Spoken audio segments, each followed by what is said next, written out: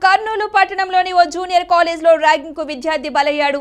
Junior inter చదువుతున్న ఉయ్యాలవాడకు చెందిన ఇర్ఫాన్ భాషా కళాశాల హాస్టల్లోని తన గదిలో ఉరివేసుకున్నాడు. తోటి విద్యార్థులు గమనించి కళాశాల యాజమాన్యానికి సమాచారం అందించి కర్నూలు ప్రభుత్వ ఆసుపత్రికి తరలించారు. ఇక అప్పటికే ఇర్ఫాన్ భాషా మృతి చెందినట్లు వైద్యులు నిర్ధారించారు.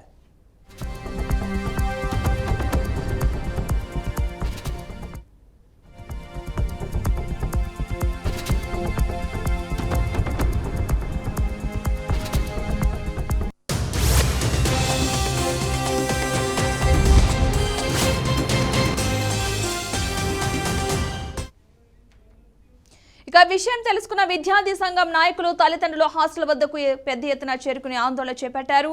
ర్యాగింగ్ వల్లే ఇర్ఫాన్ భాషా ఆత్మహత్య చేసుకున్నాడని యాజమాన్యం పట్టించుకోకపోవడమే దీనికి కారణమంటూ మెయిన్ రోడ్ మీద ధర్నా నిర్వహించారు. యాజమాన్య నిర్లక్ష్య ధోరణి వల్ల విద్యార్థి నిండు జీవితం బలైందని ఆవేదన చెందారు.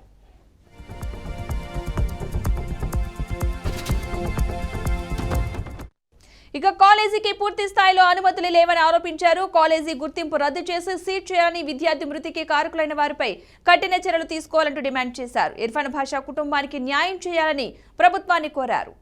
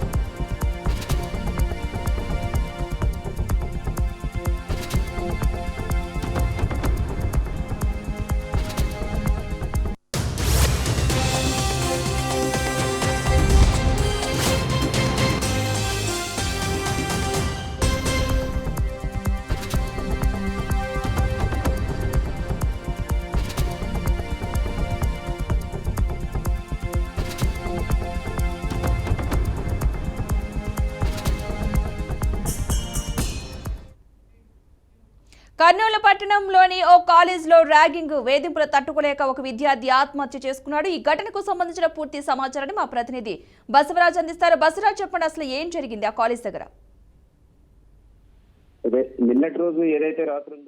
నిన్నటి రోజు రాత్రి ఇర్ఫాన్ భాషా అనే ఇంటర్ విద్యార్థి ఆత్మహత్య చేసుకున్నాడు. ఇది జిల్లాలో కలకలం రేపింది.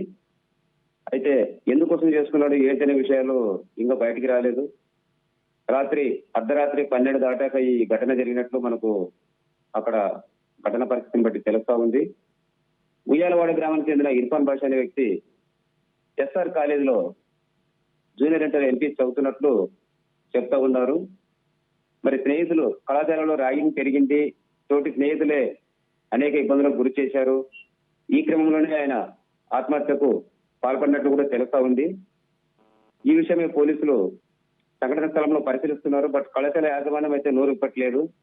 విద్యార్థి సంఘాలను కూడా ధర్నాలు చేస్తున్నాయి, నిరసన వ్యక్తం చేస్తున్నారు.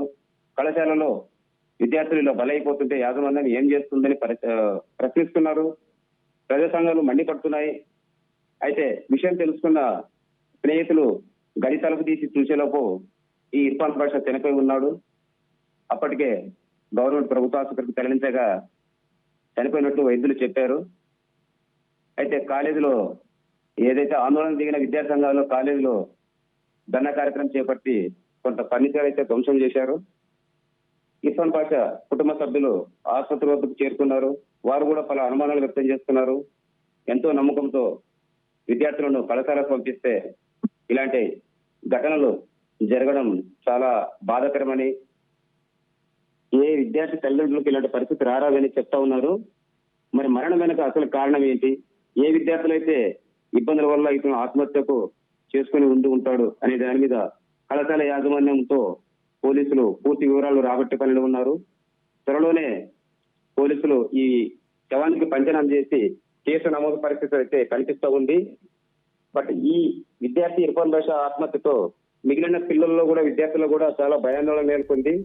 రైట్ పేరెంట్స్ కూడా వాళ్ళ అనుమానాలు రైట్ థ్యాంక్ యూ బసవరాజు.